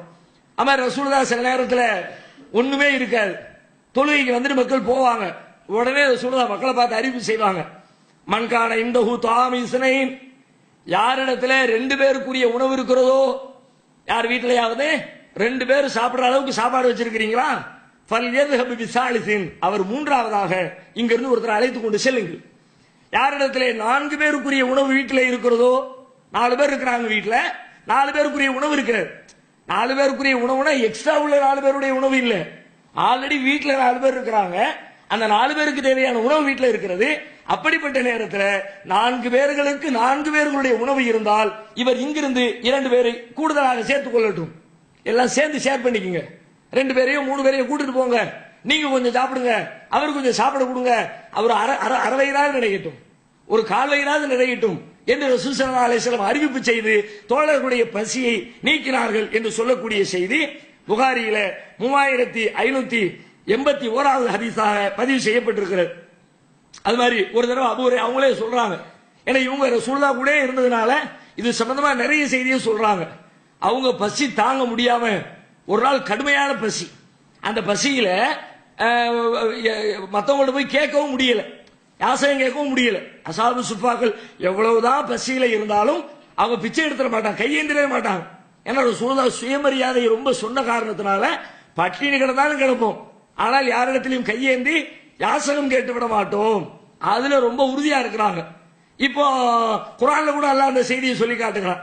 எப்படி சொல்றாங்கன்னா 2வது அத்தியாயம் 273வது செய்தியாக சொல்லும் பொழுது, லில் ஃபுகரா இல்லதீன உஹ்சிரு ஃபீ சபீலில்லாஹ், அல்லாஹ்வுடைய பாதையிலே தங்களை கட்டுப்படுத்திக் கொண்ட ஏழைகளுக்கு உங்களுடைய செல்வங்களை வழங்குங்கள். லா யஸ்ததியூன லர்பன் ஃபில் அர்ல் யஹ்ஸபுஹுமுல் ஜாஹிலு அக்னியா மினத் தஅஃஃபுஃபி, வெளியூர்ல இருந்து யாராவது தெரியாத மக்கள் இவர்களை வந்து பார்த்தால் அவர்கள் இவர்களை பற்றி என்ன நினைப்பார்கள் என்றால், இவங்கெல்லாம் பெரிய பணக்காரங்க உள்ள இருக்கு, ஏன்னா யார்த்தையும் கையேந்திரது இல்ல, எப்ப பார்த்தாலும் பல்லேசில இருக்கிறாங்க, அப்படின்னா இவங்களுடைய வருமானத்துக்கு என்ன, அங்கங்க சொத்துக்கள் தோட்டங்கள் துறவுகள் நிறைய இருக்கும் போல இருக்குது அப்படின்னு மத்தவங்க நினைச்சுக்குவாங்க. லா யஸ்அலூன الناس இல்ஹாஃபா, அவர்கள் யாரிடத்திலையும் அழுத்தி வருந்தி கேட்டுக்கொண்டிருக்க மாட்டார்கள். அவங்களுக்கு நீங்களாக பார்த்து உங்களுடைய தர்மத்தை கொடுத்துருங்கன்னு அல்லாஹ் குர்ஆன்ல வலியுறுத்துகிறான். அப்ப இந்த மாதிரியான கேரக்டர் இருந்த காரணத்தினால அபூ ஹுரைரா ரலியல்லாஹு அன்ஹு அவங்களுக்கு கடுமையான பசி, வெளியில சொல்லி கேட்கவும் முடியல. அப்ப ஏதாவது ஒரு வழி பண்ணி பசியை தீர்க்கணும்னு சொல்லிட்டு ஒரு நாள் வழியில உட்கார்ந்துக்கிட்டு அபூபக்கர் சித்திக் வர்றாங்க. அபூபக்கர் சித்திக் இடத்துல ஒரு வசனத்தை ஓதி காட்டுறாங்க. என்ன வசனம்னு தெரியல, ஏதோ இந்த தர்மம் செய்யுங்க அல்லது உணவு கொடுங்க அப்படிங்கிற கருத்துப்பட உள்ள ஒரு வசனத்தை சொல்லி காட்டி, இதுக்கு என்ன அர்த்தம், அபூ ஹுரைராவுக்கு ஆல்ரெடி அர்த்தம் தெரியும், ஆனா போட்டு பார்க்கிறது அவர் புரிஞ்சுக்குவாரா, அப்படி லேசா போட்டு பார்ப்போமே அப்படின்னு. அபூபக்கர் சித்திக் என்ன பண்ணிட்டாங்க, அதுக்கு என்ன அர்த்தமோ அர்த்தத்தை சொல்லிட்டு போயிட்டாங்க. அவங்களுக்கு கெஸ் பண்ண முடியல, அபூ ஹுரைரா பசியில இருக்கிறாங்க, அதனால தான் இப்படி கேட்கறாங்க அப்படிலாம் யோசிக்காம ஏதோ நம்மகிட்ட ஒரு டவுட் கேட்கிறாரு போல இருக்குது, சந்தேகம் கேட்கிறாரு நினைச்சுக்கிட்டு சொல்லிட்டு போயிடுறாங்க. அதுக்கப்புறம் கொஞ்ச நேரம் ஆகுது, வேற யாராவது வருவாங்களான்னு உட்கார்ந்துகிட்டு இருக்கிறாங்க. உமர் இப்னுல் கத்தாப் ரலியல்லாஹு அன்ஹு அவர்கள் அவங்க வர்றாங்க. திரும்ப அதே மாதிரி உமர்கிட்ட போய் நின்று கொண்டு இதே குர்ஆன் வசனத்தை ஓதி, அல்ல இப்படி ஒரு வசனம் சொல்றானே அதுக்கு என்ன விளக்கம் அப்படின்னு. உமர் ரலியல்லாஹு அன்ஹு அவங்களும் விளக்கத்தை சொல்லிவிட்டு அவங்களும் வண்டியை கட்டிடுறாங்க. என்னடா இது போடுற பாலு ஒண்ணு கூட அடிக்க முடியலையே, ஒன்னும் கதைக்காவது போல இருக்க இப்படின்னு கவலையோடு நின்றுகிட்டு இருக்கிறாங்க. நின்று கொண்டிருந்தால் மூன்றாவதாக அண்ணலம் பெருமகனார் நபிகள் நாயகம் ஸல்லல்லாஹு அலைஹி வஸல்லம் அவர்கள் அவரை கடக்கிறார்கள், வருகிறார்கள். அவர் வந்தா இவர் ஒன்றும் சொல்லல, ரசூலுல்லாஹ் இடத்துல குர்ஆன் வசனத்தை எல்லாம் சொல்லல, விளக்கம்லாம் கேட்கல. ஆனால் அவர் நிற்கிற நிலை, பரிதாபமான சூழல், அவருடைய முகத்திலே தெரியக்கூடிய பசியின் அறிகுறிகள் அப்படியே அவங்க சொல்றாங்க. அபூ ஹுரைரா ரலியல்லாஹு அன்ஹு சொல்றாங்க, சும்ம மர்ரபி அபுல் காசிம் ஸல்லல்லாஹு அலைஹி வஸல்லம், அதன் பிறகு அபுல் காசிம் அவர்கள், ரசூலுல்லாஹ்வுடைய பட்டப்பேர்ல ஒன்று சொன்னோம்ல, ரசூலுல்லாஹ் அவர்கள் என்னை கடந்து சென்றார்கள். ஃபதபஸ்ஸம ஹீன ரஆனி, என்னை பார்த்தவுடனே ஒரு புன்முறுவல் பூர்த்தார்கள். வஅரஃப மா ஃபீ நஃப்ஸி வ மா ஃபீ வஜ்ஹி, என்னுடைய முகத்திலே இருக்கிற அறிகுறிகளை பார்த்துவிட்டு என் தேவையை புரிந்து கொண்டார்கள். நான் தேவையுடையவனா இருக்கிறேன்னு தெரிஞ்சுக்கிட்டாங்க. தெரிந்து கொண்டு உடனே வாங்க அபூ ஹுரைரா போவோம் அப்படின்னு என்னை வீட்டுக்கு கூட்டு போயிட்டாங்க. சந்தோஷம் தாங்க அபூ ஹுரைராவுக்கு. சரிப்பா இன்னைக்கு நம்ம பசி தீர்ந்தது அப்படின்னு ரசூலுல்லாஹ் பின்னாடியே போறாங்க. வீட்டுக்கு போன உடனே ரசூலுல்லாஹ் கேட்கறாங்க, ஏதாவது சாப்பிட இருக்குதா? உள்ள இருந்து ஒரு கோப்பையில பால் கொடுக்குறாங்க. பால் இப்ப தான் வந்துச்சு, ஏதுன்னு கேட்கறாங்க. பால் கொடுத்த உடனே ரசூலுல்லாஹ்க்கு ஆச்சரியமா இருக்கு, நம்ம வீட்டுல பால் இருக்கு, திடீர்னு இந்த நேரத்தில் பால்லாம் இருக்காத, ஏது பால்? இல்ல இந்த வீட்டுல இருந்து வந்துச்சு. அப்படியா? ஒரு கோப்பை பால். அபூ ஹுரைராவுக்கு அப்படியே வயிற்றுல பாலை பார்த்த மாதிரி இருக்குது அந்த பால் கோப்பையை பார்த்த உடனே. இப்ப ரசூலுல்லாஹ் நம்ம கையில கோப்பையை தர போறாங்க, நம்ம வயிறார குடிக்க போறோம் அப்படின்னு நினைக்கிற நேரத்துல அபூ ஹுரைரா பங்க திரும்புறாங்க. ரசூலுல்லாஹ், அபூ ஹுரைராவே நீங்க போய் தோழர்கள் எல்லாத்தையும் கூட்டிட்டு வாங்கன்றாங்க. அபூ ஹுரைராவுக்கு பக்குன்னு ஆயிருது. இருக்கிறது ஒரு அவங்க அப்படியே சொல்றாங்க, இருக்கிறது ஒரு கோப்பை பால், நானும் தேவையுடையவனா இருக்கிறேன், என் தேவை ரசூலுல்லாஹ்வுக்கும் புரியத்தான் செய்கிறது. இதுல இருக்கிற சஹாபாக்களை பூரா கூட்டிட்டு வாங்க, 70 பேர் உட்கார்ந்துட்டு இருக்கிறாங்க. ஆளாளுக்கு தொட்டு தொட்டு நாங்களும் வச்சாலும் கூட பத்தாது. என்ன ரசூலுல்லாஹ் இந்த முடிவு எடுத்து விட்டாங்களே, ஆனாலும் வேற வழி இல்லை. அல்லாஹ்வுடைய தூதர் சொல்லிவிட்டாங்க, பதிலாம் பேச முடியாது, நேரம் போயிருவோம் அப்படின்னு போய் இருக்கிற தோழர்களை எல்லாம் அழைத்து கொண்டு வந்து விட்டார்கள். வந்த பிறகு ரசூலுல்லாஹ் சொல்றாங்க, கோப்பையை எடுத்து கொடுங்க அப்படிங்கிறாங்க. இன்னும் அதுக்கு மேல எரியிற நெருப்புல எண்ணெயில் ஊத்துறதுமாங்கல, ஆல்ரெடி கிடைக்குமா கிடைக்குமா கிடைக்குமான்னு உட்கார்ந்துகிட்டு இருக்க நேரத்துல நானே என் கையால எடுத்து அவங்களுக்கு கொடுக்கணுமா, சரி கொடுப்போம் அப்படின்னு எடுத்து கொடுக்குறாங்க. அவர் குடிக்கிறார். குடித்து முடித்து விட்டு கோப்பையை தருகிறார். அப்பதான் அபூ ஹுரைராவுக்கு விளங்குது. என்ன விளங்குது? அல்லாஹ் அங்க ஒரு பெரிய அற்புதத்தை நிகழ்த்துகிறான். அவர் குடித்து விட்டு தருகிறார், கோப்பையிலே பால் குறையவே இல்லை. அடுத்தவருக்கு கொடுக்க சொல்கிறார்கள், அடுத்தவருக்கு கொடுக்கிறார், அவர் குடிக்கிறார், குடித்து முடித்து விட்டு தருகிறார், பால் குறைய காணும். இருக்கிற பால் இருக்கிற மாதிரியே இருக்கிறது. அத்தனை பேருக்கும், அமர்ந்திருந்த 70 பேருக்கும் அந்த கோப்பைகள் கைமாறுகிறது. 70 பேரும் குடித்து முடித்து விடுகிறார்கள், பால் கோப்பையிலே அப்படியே இருக்கிறது. இப்பொழுது நபிகள் நாயகம் சொல்கிறார், அபூ ஹுரைரா சொல்கிறார்கள், ஃபகால அபாஹர் குல்து லப்பைக் யா ரசூலல்லாஹ், எல்லாரும் குடிச்சு முடிச்சாச்சு. இப்ப ரசூலுல்லாஹ் என்ன பார்த்து சொன்னாங்க, அபூ ஹுரைராவே அப்படின்னாங்க, அல்லாஹ்வுடைய தூதரே என்னன்னு சொல்லுங்க அப்படின்னு. நபிகளார் சொன்னார்கள், பகீது அன வ அன்த, இப்ப நீங்களும் நானும் மட்டும்தானே மிச்சம் இருக்கிறோம் அப்படின்னு சொன்னார்கள் நபிகள் நாயகம். ஆமாம், 2 பேரும் தான் இருக்கிறோம், வேற யாரும் இல்லை. இப்பொழுது அபூ ஹுரைரா பார்த்து சொல்கிறார்கள், உக்கூது ஃபஷ்ரம், அமர்ந்து நீங்கள் பாலை அருந்துங்கள். இப்ப வாங்கி ஃபகாத்து ஃபஷரிபுது, நான் அமர்ந்து பாலை அருந்தினேன். ஃபகால இஸ்ரப், அருந்தி முடிச்ச பிறகு மீண்டும் நபிகளார் சொன்னார்கள், மீண்டும் குடியுங்கள். திரும்பவும் நான் குடிச்சேன். குடிச்சு முடிச்ச உடனே மீண்டும் நபிகளார் சொன்னார்கள், மீண்டும் குடியுங்கள். திரும்ப திரும்ப திரும்ப நபிகள் நாயகம் குடி குடி என்றார்கள். நானும் குடித்துக் கொண்டே இருந்தேன். ஒரு கட்டத்திலே லா வல்லதி பாசகபில் ஹக்கு, ஒரு கட்டத்தில் அபூ ஹுரைரா சொல்கிறார்கள், இல்லை அல்லாஹ்வுடைய தூதரே, உங்களை சத்தியத்தை கொண்டு அனுப்பிய இறைவன் மீது சத்தியமிட்டு சொல்கிறேன், மா அஜிதுலஹு மஸ்ரகன், இனிமே உள்ள போறதுக்கு ஒரு சொட்டு கூட இடம் இல்லை. ஃபுல்லா நிறைஞ்சிருச்சு, பாத்திரம் ஃபுல்லா ஆயிடுச்சு, உள்ளே பால் செல்வதற்கு எந்த இடமும் இல்லை, வழியும் இல்லை என்று நான் சொன்னேன். சொல்லிவிட்டு என்னுடைய பால் கோப்பையை நபிகளாரிடத்திலே கொடுத்தேன். அவர்கள் அதை வாங்கினார்கள். ஃபஹமிதல்லாஹ, அல்லாஹ்வை புகழ்ந்தார்கள். வ சம்மா, பிஸ்மில்லாஹ் சொன்னார்கள். வ ஷர்பல் ஃபல்லா, மிச்சம் இருக்கிற பாலை நபிகள் நாயகம் ஸல்லல்லாஹு அலைஹி வஸல்லம் அவர்கள் குடித்து முடித்தார்கள். அப்போ ஒரு கட்டத்தில் சஹாபாக்களுடைய பசி எல்லை மீறுகிற பொழுது அல்லாஹ் தன்னுடைய அருளால் ஒரு அற்புதத்தை நிகழ்த்தி காட்டி அந்த அற்புதத்தின் வழியாக அந்த தோழர்களுடைய பசியை நீக்க வேண்டிய அளவிற்கு ஒரு சூழல் ஏற்பட்டிருக்கிறது என்பதை நாம் பார்க்கிறோம். இந்த செய்தி புகாரியிலே 6452வது ஹதீஸாக பதிவு செய்யப்பட்டிருக்கிறதை பார்க்கிறோம். அதே போல ஒரு நாள் நபிகள் நாயகம் ஸல்லல்லாஹு அலைஹி வஸல்லம் அவர்கள் வீட்டை விட்டு ஒரு நண்பகல் நேரத்திலே வெளியிலே வருகிறார்கள். கடுமையான வெயில் அடிக்கிற நேரம், எல்லா மக்களும் நடமாடுகிற நேரம் இல்லை. அப்படிப்பட்ட ஒரு நேரத்தில் ரசூலுல்லாஹ் வெளியே வர்றாங்க. வெளியே வந்தால் வெளியே அபூபக்கர் சித்திக் அவர்களும் உமர் இப்னு கத்தாப் அவர்களும் நின்று கொண்டிருக்கிறார்கள். பார்த்த உடனே ரசூலுல்லாஹ் கேட்கிறாங்க, என்ன இந்த நேரத்தில் யாரும் வெளியே வர்றதில்லையே, சம்பந்தமில்லாத நேரத்தில் வந்து நிக்கிறீங்களே, என்ன செய்தி? அப்பொழுது இரண்டு பேரும் கோரசா பதிலளிக்கிறார்கள், அல் ஜூஉ யா ரசூலுல்லாஹ், அல்லாஹ்வுடைய தூதரே, பசி இருக்க முடியல, எத்தனை நாள் பசியோ தெரியல, சாப்பிடுறதுக்கு ஒண்ணுமே கிடைக்கல, வீட்டுக்குள்ள உட்கார முடியல, பசியினால் வீட்டை விட்டு வெளியே வந்து நிற்கிறோம். அவர்கள் இரண்டு பேரும் சொல்லி முடித்த உடனே நபிகளார் சொல்கிறார்கள், வல்லதி நப்சி பியதிஹி, என் உயிர் எவன் கையில் இருக்கிறதோ அவன் மீது சத்தியமாக சொல்கிறேன், லா அக்ரஜனி அல்லதி அக்ரஜகுமா, உங்கள் இருவரையும் எது வெளியேற்றியதோ அதுதான் என்னையும் வெளியேற்றியது. நானும் பசியினால் தான் வீட்டுக்குள்ள உட்கார்ந்து இருக்க முடியல, தூக்கம் வரல, கடுமையான பசி, வீட்டை விட்டு நான் வெளியே வந்துட்டேன் அப்படின்னு மூணு பேரும் பேசி கடைசியில வேறொரு நபித்தோழருடைய வீட்டுக்கு சென்று, அவர் ஏற்கனவே அழைத்திருந்தார், ரசூலுல்லாஹ்வை விருந்துக்கு அழைத்திருந்தார், அவருடைய வீட்டுக்கு சென்று அவர் அந்த மூன்று பேரும் பசியாறி விட்டு வந்தார்கள் என்ற செய்தியை புகாரியிலே 5434வது ஹதீஸாக பதிவு செய்ய. இப்படி எக்கச்சக்கமான ஒன்னு ரெண்டு இல்ல, இதை மட்டுமே நீங்க படிக்க ஆரம்பிச்சா எத்தனை துன்பங்களை, வறுமையிலே, உடையிலே, இருப்பிடத்திலே, உணவிலே, ஒவ்வொன்றிலேயும் அவர்கள் பட்ட கஷ்டங்கள் கொஞ்ச நெஞ்சமில்லை. ஒரு சஹாபி சொல்கிறார், வெள்ளிக்கிழமை வந்துருச்சுன்னா எங்களுக்கு ரொம்ப சந்தோஷமா இருக்கும். ஏன் வெள்ளிக்கிழமை ரொம்ப சந்தோஷம்? அன்னைக்கு எங்களுக்கு காலை உணவு கன்ஃபார்ம். அன்றைக்கு மற்ற நாள்ல தெரியாது உணவு கிடைக்குமா கிடைக்காதா தெரியாது. வெள்ளிக்கிழமை எங்களுக்கு காலை உணவு கன்ஃபார்ம். எப்படி கன்ஃபார்ம்?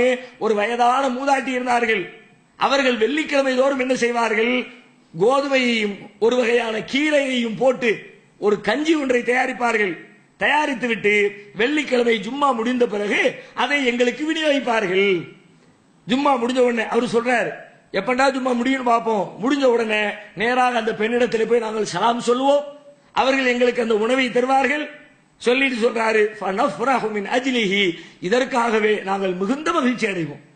ஒரு கஞ்சிக்காக, வாரத்திலே ஒரு நாள் கிடைக்கின்ற ஒரு மிடர் கஞ்சிக்காக நாங்கள் மகிழ்ச்சி அடைவோம், காத்திருப்போம் என்று சொல்லுகிறார்கள் என்றால் அவர்கள் எவ்வளவு துன்பத்திலே, துயரத்திலே வாழ்ந்திருக்க வேண்டும் என்பதை இதைவிட வேறு வார்த்தைகளில் நாம சொல்ல வேண்டிய அவசியம் இல்லை. இன்றைக்கு இருக்கிற ஆக கடை நிலையில் இருக்கிற ஒரு ஏழையை எடுத்துக்கொள்ளுங்கள், அவருக்கு இப்படிப்பட்ட ஒரு நிலைமை இருக்குமா? இன்னைக்கு நம்ம நாட்டில், நம்ம ஊர்ல இருக்கிறதுல இவர்தான் ரொம்ப பெரிய பஞ்ச பராரி அப்படின்னு சொல்லக்கூடிய ஒருத்தர் எடுத்துக்கங்க. தெருவிலே வந்து அதுல இப்ப கையேந்துகிறவர்களை எல்லாம் அந்த லிஸ்ட்ல சேர்க்க முடியாது. நேற்று வாசல ஒருத்தர், ஒரு பையன் வந்து கையேந்திக்கிட்டு இருந்தார், ஆச்சரியமா போச்சு, என்ன சின்ன பையனா இருக்கிறாரு, இப்படி வந்து நிக்கிறாரு, என்னன்னு தெரியல. ஏன்னு நான் பக்கத்தில் இருக்கிறவங்க கூப்பிட்டு என்னன்னு பேசுங்க அப்படின்னு சொன்னா, என்னமோ புதுசா சொல்றீங்க, பெரிய டீம் வந்து இறங்கி இருக்கு, வெளியூர்ல இருந்து 10,000 ரூபாய்க்கு ரூம் போட்டு புக் பண்ணி வச்சிருக்காங்க, போகும்போது 1 லட்சம் ரூபாய் முடிஞ்சிச்சு கணக்கு. இந்த மாதிரியே நிலை இல்லை. நிஜமாகவே ஒரு ஏழை என்று நீங்கள் எடுத்தாலும் கூட நபிகள் நாயகம் ஸல்லல்லாஹு அலைஹி வஸல்லம் அவருடைய காலத்தில் இருந்த நபி தோழர்களுடைய ஏழ்மையை இன்றைக்கு உலகத்திலே இருக்கிற எந்த ஏழையோடும் ஒப்பிட முடியாது என்கிற அளவிற்கு ஆக கீழ்நிலையிலே, ஆக ரொம்ப மோசமான பொருளாதார சிக்கலிலே அவர்கள் மாட்டியிருந்தார்கள் என்பதனை வரலாற்றிலிருந்து தெரிந்து கொள்கிறோம். இது ஒரு குறிப்பிட்ட காலம். இதுக்கு பிறகு என்ன பண்றாங்க, அல்லாஹ் சட்டத்தை மாத்துறான். எப்ப சட்டத்தை மாத்துறான்? ஜகாத் என்ற பொருளாதார திட்டத்தை அறிவித்து வெளிநாடுகளுக்கு சென்று செல்வந்தர்களிடமிருந்து பொருளாதாரத்தை வசூலித்து ஏழைகளுக்கு அதை விநியோகம் செய்து பொருளாதார நிலை கொஞ்சம் கொஞ்சமாக மேம்படுகிறது. எந்த அளவுக்கு மேம்படுகிறது என்றால், மொத்த சமுதாயத்துக்குமே ஒரு மீட்டர் தண்ணி குடிக்க முடியல என்கிற நிலை மாறி, சமுதாயத்தில் இருக்கிற ஒரு தனி மனிதன் பட்ட கடனை கூட அடைத்து விடுகிற அளவிற்கு பைத்துல் மாலுடைய பொருளாதாரம் மேம்படுகிறது. ஆரம்பத்தில் ஒரு தனி மனுஷன் வாங்கின கடனை, தனி மனுஷன் படுற கஷ்டத்தை நீக்க முடியல, ஒரு தனி மனுஷனுக்கு சாப்பாடு போட முடியல. ஆனா பின்னாடி தனி மனிதர்கள் வாங்கிய கடனை கூட ஜமாத்திலே இருந்து, பொது நிதியில இருந்து அடைத்து விடுகிற அளவிற்கு பொருளாதாரத்தை தன்னிறைவு பெறுகிற ஒரு சூழலை அல்லாஹ் உண்டாக்குகிறான். அதுக்கு பிறகு அல்லாஹ் சட்டத்தை மாத்தி, இனிமே இந்த சகோதரத்துவம் கிடையாது, நிஜமான சகோதரத்துவம் எதுவோ அதுதான் அவங்களுடைய உறவு, நிஜமா உங்களுடைய அண்ணன் தம்பி யாரோ அவங்க தான் உங்களுடைய அண்ணன் தம்பிகள், இந்த உறவு உங்களுக்கு கிடையாது என்று சொல்லி அல்லாஹ் சட்டத்தை மாற்றுகிறான். 8வது அத்தியாயம் 75வது வசனத்தில் அந்த வசனத்தை அல்லாஹ் இறக்கி வைத்து முடிக்கிறான். இது சகோதரத்துவம் குறித்த, அந்த காலத்தில் அவர்கள் பட்ட சிரமங்கள் குறித்த செய்திகள். அடுத்த நபிகள் நாயகம் ஸல்லல்லாஹு அலைஹி வஸல்லம் அவர்களுடைய காலத்தில் அவர்கள் சந்தித்த, அவர்களுடைய வரலாற்றிலே தவிர்க்க முடியாத மிக முக்கியமான ஒரு செய்தி, அவர்கள் செய்த போர்க்களங்கள். போர்களை தவிர்த்து விட்டு நபிகள் நாயகத்தை பார்க்கவே முடியாது. அதுவும் மதீனாவிலே இருக்கிற 10 ஆண்டு கால வாழ்க்கை போர் போர் போர் என்று காலம் முழுக்க போரிலேயே கிளைகிறது. அதுல ஒரு பெரிய ஆச்சரியம் என்ன அப்படின்னு பார்த்தால், எத்தனை போர்களை நபிகள் நாயகம் வெறும் 10 ஆண்டுகளில் சந்தித்து பல தோழர்களை இழந்து பல இழப்புகளை சந்தித்து அவர்கள் 10 ஆண்டு காலம் வாழ்ந்திருக்கிறார்கள். ஆனால் இந்த போர்கள் நபிகள் நாயகத்துடைய அன்றாட வாழ்க்கையை எந்த வகையிலும் பாதிக்கவே இல்லை. நம்ம வீட்டில் ஒரு கல்யாண நிகழ்ச்சி நடந்தா போதும், நம்முடைய அன்றாட நிகழ்ச்சிகள்ல நிறைய கட்டா போயிடும். ஒரு சாதாரண ஒரு திருமணம், பையனுக்கு திருமணம் மகளுக்கு திருமணம் அப்படின்னாலே அதுவே நம்முடைய பல நாள் அன்றாட வாழ்க்கையை பாதிக்கும். வீட்டில் ஒரு மரணமா பல நாட்களுக்கு நினைச்சுக்கிட்டே இருப்போம், பேசிக்கிட்டே இருப்போம். தகப்பனார் இறந்துட்டாங்க, மனைவி இறந்துட்டாங்க, பிள்ளை இறந்துட்டாங்க, பல நாட்களுக்கு பல வருடங்களுக்கு அது குறித்த பேச்சுக்கள் ஓடிக்கொண்டே இருக்கும், நம்மளை அது பாதிக்கும். ஆனால் நபிகள் நாயகம் ஸல்லல்லாஹு அலைஹி வஸல்லம் அவர்கள் 10 வருட காலத்துல நிஜமான போர்க்களத்துல எதிரிகளை சந்தித்து வாளை தூக்கி அவர்களோடு சண்டையிட்டு பல தோழர்களை இழந்து அப்படிப்பட்ட ஒரு சூழல் இருந்தாலும் கூட அவர்கள் சாதாரணமாக எல்லாம் அல்லாஹ்வுடைய நாட்டம். அதுல நம்ம பெரிய அழுது புலம்பி நம்ம பரபரப்பா காட்டிக் கொண்டு ஒன்னும் நடக்க போறதில்லை அப்படின்னு சர்வ சாதாரணமாக தன்னுடைய வாழ்க்கையை நபிகள் நாயகம் அமைத்திருந்தார்கள். இப்ப ரசூலுல்லாஹ்வுடைய காலத்துல போர் என்று எடுத்துக்கொண்டால் இஸ்லாமிய சட்டத்தில் போர் செய்வது என்பது ஒரு அரசாங்கத்தின் மீது தான் கடமை. தனி மனிதர்கள் போர் செய்ய முடியாது, தனித்தனி குழுக்கள் போர் செய்ய முடியாது. போர் செய்யணும்னா முதல்ல போர் செய்யக்கூடிய மக்கள் ஹிஜ்ரத் செய்து அவர்கள் தனி அணியாக போய் பிரிந்து நிற்க வேண்டும். இப்போ ஒரு 100 பேர் இருக்கிறாங்க, உட்கார்ந்துகிட்டு இருக்கிற இடத்துல நாம 25 பேர் 75 பேர் மேல சண்டை போடுவோம், அப்படியெல்லாம் சண்டை போட முடியாது, போர் தொடுக்க முடியாது. நிஜமா போர் தொடுக்கணும்னா இங்க இருந்து கிளம்பி வெளியே போயிடணும், தனிச்சு வந்துடணும். நாங்க தனியா வந்துட்டோம் அப்படின்னு வந்து நமக்கு ஒரு அரசாங்கத்தை உருவாக்கி ஒரு ராணுவத்தை தயாரித்து அதன் பேரில் போரை அறிவிப்பு செய்து உங்களோடு சண்டைக்கு வருகிறோம் என்று சொல்லிவிட்டு அதுக்கு பிறகுதான் சண்டைக்கு வரும். சும்மா தடி எடுத்தவெல்லாம் தண்டல்கார அப்படிங்கிறது இஸ்லாத்துல கிடையாது. அதனால இப்ப ரசூலுல்லாஹ் ஆல்ரெடி மக்காவில் கடுமையாக கொடுமைப்படுத்தப்பட்டு கொண்டிருந்தவர்கள் ஹிஜ்ரத் பண்ணி தனியா வந்துட்டாங்க, மதீனாவுக்கு வந்தாச்சு. வந்ததோடு மட்டும் இல்ல, அங்க ஒரு பெரிய அரசாங்கமும் உண்டாயிடுச்சு, ஒரு கவர்மெண்ட்டும் உண்டாயிடுச்சு. ரசூலுல்லாஹ் அந்த அரசுக்கு தலைவராக பெரும்பான்மை மக்களால் தலைவராக நபிகள் நாயகம் ஸல்லல்லாஹு அலைஹி வஸல்லம் அவர்களும் ஏற்றுக்கொள்ளப்பட்டு விட்டார்கள். இந்த நிலையில அல்லாஹ்விடமிருந்து அனுமதி வருகிறது. உதினல் இல்லதீன யுகாத்தலூன பிஅன்னஹும் ஸுலிமு, அநியாயம் செய்யப்பட்டிருக்கிற மக்களுக்கு அவங்க எதிரிகளை எதிர்த்து போர் செய்வதற்கு அனுமதி வழங்கப்பட்டு விட்டது. ஏன் அனுமதி கொடுக்கிறோம் அப்படின்னா, கடுமையான மன உளைச்சல் இருக்கிறாங்க, சொந்த ஊர்ல வாழ முடியாம விரட்டி விட்டுட்டாங்களே, சொத்து பத்துக்களை எல்லாம் இழந்துட்டு இப்ப அனாதையா வந்து நிக்கிறோமே, அதுக்கு நம்ம என்ன பதிலடி கொடுக்கிறது அப்படின்னு மனசு ஒரு பக்கத்துல இயங்கிக்கிட்டு இருக்கு. அது மட்டும் இல்லாமல் எதிரிகள் மதீனாவை கிராஸ் பண்ணி போய்கிட்டு வந்துகிட்டு இருக்கிறாங்க. மக்காவில் உள்ள எதிரிகள் அவங்க ஷாமுக்கு பிசினஸுக்கு போகணும், சிரியால வியாபாரம் பண்ணுவாங்க. வியாபார பாதை எதுன்னு கேட்டா மதீனா தான் வியாபார பாதை. இந்த வழியா தான் போகணும், இந்த வழியா தான் வரணும். அப்ப எதிரிகள் நம்முடைய எல்லையை கிராஸ் பண்ணி போய்கிட்டு வந்துகிட்டு இருக்கிறாங்க. அதனால இதுக்கு ஒரு முடிவு கட்டணும். அது மட்டும் இல்லாமல் மக்காவிலே இன்றைக்கு முஸ்லீம்களாக இருக்கிறார்களே, ஹிஜ்ரத் செய்யாம இருக்கிறாங்கல்ல, அப்படிப்பட்ட முஸ்லீம்களை தொல்லப்படுத்திக்கிட்டு வேற இருக்கிறாங்க. அப்ப அதுக்கும் ஒரு முடிவு கட்டணும். எப்ப முடிவு கட்ட முடியும்? இவங்களுக்கு எல்லாம் ஒரு சரியான பதிலடி கொடுத்தா தான் கொஞ்சம் அடக்கி வாசிப்பாங்க, இல்லைன்னா முஸ்லீம்களை நிம்மதியா இருக்க விட மாட்டாங்க. அதனால அவங்களுக்கு ஒரு பயத்தை உண்டாக்கணும்னு சொல்லிட்டு நபி ஸல்லல்லாஹு அலைஹி வஸல்லம் சில முயற்சிகளை மேற்கொள்றாங்க. அதுல முதற்கட்டமா என்ன முயற்சி எடுக்கப்படுகிறது அப்படின்னு பார்த்தா, வியாபார கூட்டங்கள் கடந்து செல்லும் பொழுது அவங்கள போய் அட்டாக் பண்றது,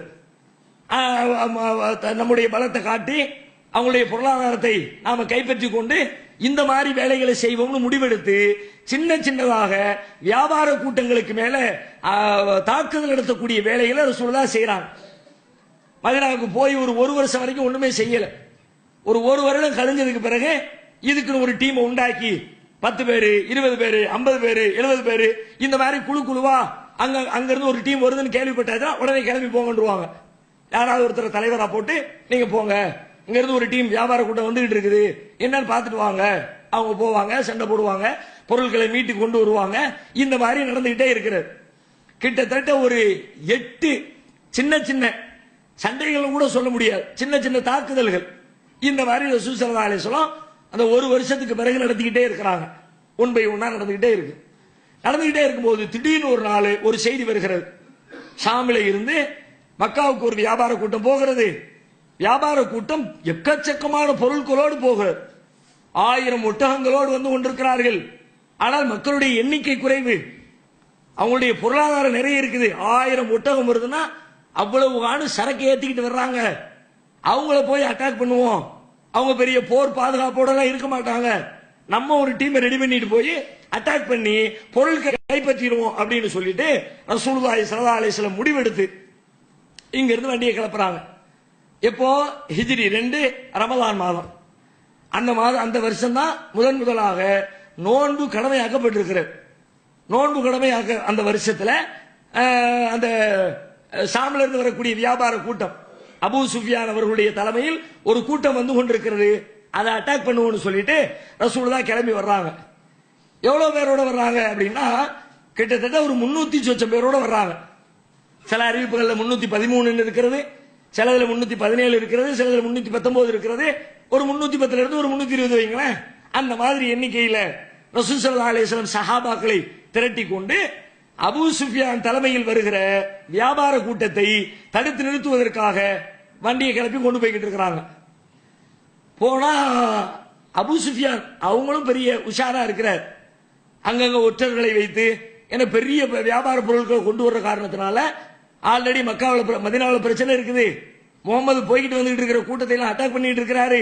நம்ம ஒரு பெரிய கூட்டத்தோடு போய்கிட்டு இருக்கிறோம், சிக்கல்ல போய் மாட்டிக்க கூடாது, அதனால முன்னாடி பின்னாடி ஒற்றர்கள் தகவல் அறிவது அப்படின்னு சொல்லிட்டு அவரும் ஒரு பெரிய ஏற்பாடுகளோடு அபூ சுஃபியான் பயணித்துக் கொண்டே இருக்கிறார். பயணித்துக் கொண்டிருக்கிற நேரத்தில் அபூ சுஃபியானுக்கு தகவல் கிடைக்கிறது, நம்முடைய வியாபார கூட்டத்தை தடுத்து நிறுத்துவதற்காக முகமது அவர்கள் ஒரு பெரிய படையோடு வந்து கொண்டிருக்கிறார்கள் என்ற செய்தி அபூ சுஃபியானுக்கு கிடைக்குது. உடனே அபூ சுஃபியான் என்ன பண்றாங்க, அவர் மக்காவுக்கு செய்தி அனுப்புறார். நம்ம ஒரு பெரிய வியாபார பொருட்களோடு வந்துகிட்டு இருக்கிறோம், முகமது படையெடுத்து வர்ற மாதிரி கேள்விப்படுறேன். உடனே நீங்க அங்கிருந்து கிளம்புங்க, தேவையான ஆயுதங்களோடு ஒரு போர் செய்வதற்கு தேவையான வலிமையோடு அங்கிருந்து புறப்படுங்கன்னு அவர் சொல்லிட்டார். செய்தி மக்காவுக்கு போயிடுச்சு. மக்காவில் இருக்க எல்லாம் பெரிய ஆட்கள்லாம் திரண்டுட்டாங்க. கிட்டத்தட்ட ஒரு 1300 பேருக்கு நெருக்கமான ஒரு பெரிய கூட்டம். அன்னைக்கெல்லாம் 1300 பெரிய ஜனத்தொகை, ஒரு பெரிய கூட்டம் அபூஜகளுடைய தலைமையில புறப்பட்டு வழியில நபிகள் நாயகத்தை போர்க்களத்திலே சந்திக்க வேண்டும் என்ற எண்ணத்தோடு வந்து கொண்டே இருக்கிறார்கள். அவங்க வந்துகிட்டு இருக்கிற நேரத்தில் அபூ சுஃபியான் போய்கிட்டே இருக்கிறார். இன்னொரு ரசூலுல்லாஹ் போய் அவங்கள அட்டாக் பண்ணல, போய் பிடிக்கல. போய்கிட்டு இருக்கிற வழியில திடீர்னு ஒரு இடத்தை கிராஸ் பண்றார். கிராஸ் பண்ணும்போது முகமதுடைய நடமாட்டம் இருக்குதா அப்படின்னு செக் பண்ணுவதற்காக வேண்டி அங்குள்ள மக்கள்கிட்ட கேட்கிறார். இந்த மாதிரி யாரும் வர்றாங்களா, போர் செய்யக்கூடிய சூழல் எதுவும் இருக்குதா அப்படின்னு விவரம் கேட்கிறார். கேட்டா அங்குள்ள ஒரு மனிதர் சொல்லுகிறார், அப்படிலாம் ஒண்ணும் இல்ல, ஆனா கொஞ்ச நேரத்துக்கு முன்னாடி ஒரு 2 பேர் ஒட்டகத்துல வந்து அங்கங்கேயும் சுத்திட்டு கொஞ்ச நேரம் இங்க ஒட்டகத்தை படுக்க போட்டுட்டு அதுக்கப்புறம் எந்திரிச்சு போனாங்க. யாரோ ஒற்றர்கள் அந்த மாதிரி தெரிஞ்சிச்சு அப்படின்னு ஒரு செய்தியை சொல்றார். சொன்ன உடனே அப்படியா, எந்த இடத்துல ஒட்டகம் கிடந்துச்சு அப்படின்னு கேட்கிறார். ஒட்டகம் கிடந்த இடத்த காட்டுறாங்க. நேரா போறாரு. ஒட்டக சாணி கிடக்குது. ஒரு குச்சி எடுத்து ஒட்டக சாணியை கிளறாரு. ஒட்டக சாணியை கிளறா என்ன கிடைக்கும், நமக்கு ஒண்ணுமே தோணாது நமக்கு. ஆனால் அபூ சுஃபியான் அவர்கள் ஒட்டக சாணியை கிளறி உள்ள பாக்குறாரு, பேரித்தம்பள கொட்டை இருக்கிறது. உடனே அவர் சொல்றாரு, இது மதீனால இருந்து வந்த டீம் தான், முகமதுடைய டீம் தான் வந்திருக்குது, வேற ஆட்களுடைய ஒட்டகம் இல்ல. ஏன்னா மதீனாவுல தான் இந்த மாதிரி பேரிச்சம்பழங்களை எல்லாம் ஒட்டகத்திற்கு உணவாக போடக்கூடிய பழக்கம் இருக்குது. ஒட்டக கொட்டை சாணத்தில் கிடக்கிற கொட்டையை வச்சு பார்த்தா வந்துட்டு போன டீம் இந்த ரூட்ல போயிருக்கிறாங்க, முகமதுடைய டீம் இப்படி போய்கிட்டு இருக்குன்னு தெரியுதுன்னு சொல்லி கெஸ் பண்ணிடுறார். கெஸ் பண்ணிட்டு எவ்வளவு ஷார்ப்பா சிந்திக்கிறார் பாருங்க. சாணியை வச்சுக்கிட்டு போற ஆளை முடிவு எடுக்கிறாருன்னா அவர் பெரிய கில்லாடி தான் வரும். அவர் முடிவு எடுக்கிறார். உடனே என்ன பண்றாரு, இந்த ரூட்ல வண்டி போய்கிட்டு இருக்குது, நம்ம ரூட்டை மாத்திருவோம், நம்மளை எதிர்பார்த்து தான் வந்திருக்கிறாங்க, நம்ம வேற ஒரு ரூட்ல போயிருவோம்னு சொல்லிவிட்டு வேற ஒரு பாதையை கண்டறிந்து அவர் கிராஸ் பண்ணி ரசூலுல்லாஹ் கண்ணுல படாம அவர் மக்காவுக்கு போயிட்டார். வண்டி மக்காவை நெருங்கிடுச்சு, தப்பிச்சு வந்துட்டோம் அப்படின்னு தெரிஞ்ச உடனே திரும்ப செய்தி அனுப்புறாரு. வியாபார பொருட்கள்லாம் பாதுகாப்பா வந்துருச்சு, யாரும் பயப்பட தேவையில்லை, அதனால நீங்க திரும்ப கிளம்பி வாங்க அப்படின்னு செய்தி அனுப்புறாரு. அபூஜஹல் அதுக்கு தயாரா இல்லை. வந்ததே வந்துட்டோம், ஒரு கை பார்த்துட்டு போயிருவோம், முகமதை இன்னைக்கு உண்டு இல்லைன்னு ஆக்கிடணும், நம்ம பதிரில் அவரை சந்திச்சே தீரணும் அப்படின்னு சொல்லிட்டு அந்த படையை கூட்டிக் கொண்டு நேரா பதிரை நோக்கி அபூஜஹல் புறப்பட்டு வந்து கொண்டிருக்கிறான். இப்பொழுது நபிகள் நாயகம் ஸல்லல்லாஹு அலைஹி வஸல்லம் அவர்கள் அவங்களுக்கு அந்த செய்தி கிடைக்குது. மக்காவில் இருந்து ஒரு நம்ம படை கைவிட்டு போயிடுச்சு.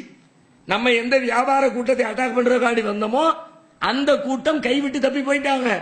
ஆனால் இன்னொரு பெரிய படை 1000க்கும் அதிகமான எண்ணிக்கையில வீரர்களோடு நம்மை சந்திப்பதற்காக போரிடுவதற்காக வந்து கொண்டிருக்கிறார்கள் என்ற செய்தி நபிகள் நாயகம் ஸல்லல்லாஹு அலைஹி வஸல்லம் அவர்களுக்கு கிடைக்கிறது.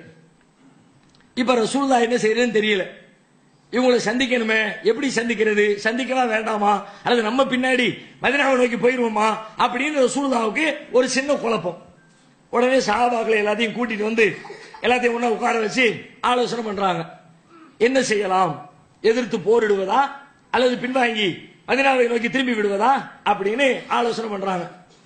அபூபக்கர் சித்திக் சொல்றாங்க, போயிருவோம், போய் நேரில் போய் என்ன சந்திச்சிருவோம். அது மாதிரி உமர் ஏதாவது சொல்றாங்க, என்ன உண்டு இல்ல பார்த்துட்டு வந்துருவோம் அப்படிங்கிறாங்க.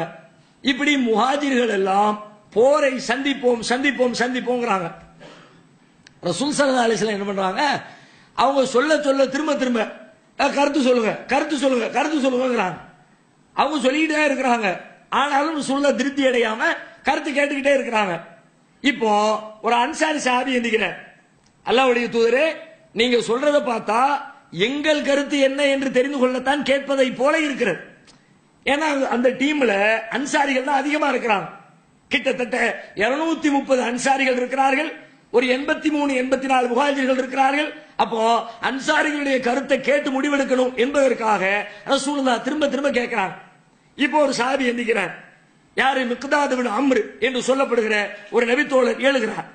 எழுந்து சொல்கிறார், அல்லாஹ்வுடைய தூதரே லிமா அராக்கல்லா இம்லி லிமா அராக்கல்லா, அல்லாஹ் உங்களுக்கு எதை சொல்லி இருக்கிறாரோ அதை நீங்கள் செயல்படுத்துங்கள். ஃபநஹ்னு மஅக, நாங்கள் உங்களோடு இருக்கிறோம். வல்லாஹி லா நகூலு லக கமா காலத் பனு இஸ்ராயீல் லி மூசா, அல்லாஹ்வின் மீது ஆணையாக சொல்லுகிறோம், ஒரு காலத்திலேயும் மூசா நபி இடத்திலே பனு இஸ்ரவேலர்கள் சொன்னார்களே அதுபோல நாங்கள் சொல்லிவிட மாட்டோம். அப்படி எதுவும் பயப்படுறீங்களா? மூசா நபி இடத்துல என்ன சொன்னாங்க, கடலை கடந்து பனு இஸ்ரவேலர்களை காப்பாத்தி கொண்டு வந்து மூசா நபி விட்டுட்டாங்க. இப்ப அல்லாஹ் சொல்றான், பக்கத்துல ஒரு ஊர் இருக்குது, அந்த ஊர்ல சில அநியாயக்கார மக்கள் இருக்கிறாங்க, பாதிக்கப்பட்ட மக்கள் சில பேர் இருக்கிறாங்க, நீங்க போய் அவங்களோட சண்டையிட்டு அந்த மக்களுக்கு ஒரு சுதந்திரத்தை வாங்கி கொடுங்க அப்படின்னு அல்லாஹ் சொல்றான். இப்ப இந்த மக்களை என்ன செய்யணும், அல்லாஹ் நம்மள பெரிய அற்புதம் செஞ்சு காப்பாத்தி கடலை பிளக்க வச்சு இவ்வளவு உயிரை காப்பாத்தி கொண்டு வந்திருக்கிறான், அல்லாஹ்வுடைய கட்டளைக்கு கீழ்ப்படியும் வரணும்ல. அவங்க என்ன சொல்றாங்க பனு இஸ்ரவேலர்களா, யா மூசா இத்ஹபு அன்த வ ரப்புக ஃபகாத்திலா, மூசாவே நீங்களும் உங்கள் இறைவனும் போய் சண்டை போடுங்க. இன்னா ஆகுனா காயுதும், நாங்க இங்கேயே உட்கார்ந்துருக்கோம், சண்டைக்கெல்லாம் வர முடியாது. கூப்பிட்டியா அங்கிருந்து கிளம்பி கூட்டிட்டு வந்து நிம்மதியா வாழ வைப்பீங்கன்னு பார்த்தா வாழை தூக்கு கத்தியை தூக்கி சண்டைக்கு போட அதுக்கெல்லாம் முடியாது. நீங்க போய் சண்டை போடுங்க, சண்டையெல்லாம் முடிஞ்சு ஜெயிச்சுட்டோம்னு சொன்ன பிறகு நாங்க ஊர்ல வந்து சேர்ந்துக்கிறோங்கிற மாதிரி திமிரா பேசுறான். இப்ப இதை மேற்கோள் காட்டுறாங்க. மேற்கோள் காட்டி எங்களை அப்படி நினைச்சீங்களா, மூசாவுடைய தோழர்களை போல நினைத்தீர்களா? இந்த வார்த்தையில ஒரு பெரிய வரலாறு இருக்கிறது. நபிகள் நாயகம் ஸல்லல்லாஹு அலைஹி வஸல்லம் அவர்கள் வெறும் 10 ஆண்டுகளில் ஒரு மிகப்பெரிய சாம்ராஜ்யத்தை அமைத்து உலக நாடுகளுக்கெல்லாம் முன்மாதிரியான ஒரு அரசாங்கத்தை உண்டாக்கிவிட்டு சென்றார்கள் என்றால் தனி மனிதராக முகம்மது என்ற மனிதராக மட்டுமில்லை, அவர்கள் சொல்லுகிற சொற்களுக்கு 100% கட்டுப்பட்டு நடக்கிற ஒரு ராணுவ படையையும் சேர்த்துத்தான் இதை சாதித்திருக்கிறார்கள். அது மாதிரி ஒரு டீம் இல்லைன்னா என்னத்துக்கு ஆகும்? ரசூலுல்லாஹ் ஒன்று சொல்றாங்க, ஆமாமா அப்படின்னு போய்கிட்டே இருந்தா, தலைவர் ஒன்று சொல்றாரு கேட்கறதுக்கு ஆள் இல்லை, இந்த தலைவரை வச்சு என்ன செய்ய, அப்படி ஆயிரும்ல. அப்புறம் ஸல்லல்லாஹு அலைஹி வஸல்லம் சொன்னா எள்ளுனா எண்ணெய் அடிப்பாங்க சஹாபாக்கள். அதான் சொல்றாங்க, எங்களை என்ன மூசா நபி இடத்துல சொன்ன இஸ்ரவேலர் மாதிரி நடத்திக்கிட்டீங்களா? அப்படி சொல்ல மாட்டோம், வலாக்கின் என்றாலும் நாங்கள் சொல்லுகிறோம் கேட்டுக்கொள்ளுங்கள். இத்ஹப் அன்த வ ரப்புக ஃபகாத்திலா, நீங்களும் உங்கள் இறைவனும் சென்று போரிடுங்கள். இன்னா மஅகுமா முகாத்திலூன், நாங்களும் உங்களோடு சேர்ந்து போரிடுகிறோம். நீங்களும் போங்க போருக்கு, இறைவனையும் போருக்கு கூப்பிடுங்க, உங்களோடு நாங்களும் சேர்ந்து போருக்கு வருகிறோம். ஃபவல்லதி பாஸக பில் ஹக், உண்மையை கொண்டு உங்களை அனுப்பியவன் மீது சத்தியமிட்டு சொல்கிறேன், லவ் சிறுத்த பினா இலா பர்கல் ஹிமாத் லஜாலதுனா மாக்க, நீங்கள் எங்கள் ஒட்டகங்களை பிடரியில் அடித்து பருக்குல் கிமாதுக்கு ஓடு என்று சொன்னால் ஓடுவதற்கு தயாராக இருக்கிறோம். கடலிலே குதிக்க வேண்டும் என்று கட்டளையிட்டால் குதிப்பதற்கு தயாராக இருக்கிறோம். என்ன செய்யணும் சொல்லுங்க, வேற ஒண்ணும் கிடையாது, சொன்னதான் செய்வோம். ரசூலுல்லாஹ்வுக்கு சந்தோஷம். அன்சாரிகளிடமிருந்து வந்த இந்த வார்த்தையை கேட்ட உடனே ரசூலுல்லாஹ்வுக்கு அவ்வளவு பெரிய ஆனந்தம். உடனே படை புறப்படட்டும் பத்ர் களத்தை நோக்கி அப்படின்னு சொல்லிட்டு களத்தை ரசூல் ஸல்லல்லாஹு அலைஹி வஸல்லம் வாகனங்களை பத்ரை நோக்கி புறப்பட செய்கிறார்கள். பத்ரை நோக்கி வாகனங்கள் புறப்படுகிறது. பத்ர் களத்தை நெருங்குகிறார்கள். அங்கே பத்ர் போரை சந்திக்கிறார்கள். எப்படியெல்லாம் அந்த போர் நடந்தது, நபிகளார் என்ன வியூகங்களை வகுத்தார்கள் என்ற செய்திகளை எல்லாம் வரும் நாட்களில் இன்ஷா அல்லாஹ் தொடர்ந்து நாம் பார்க்கலாம்.